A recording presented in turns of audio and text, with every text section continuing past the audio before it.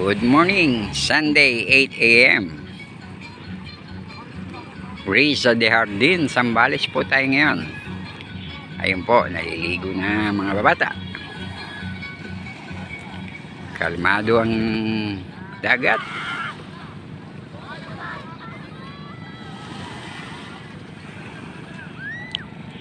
Ayun po. Si Lolo nakabantay dun sa mga apo niya.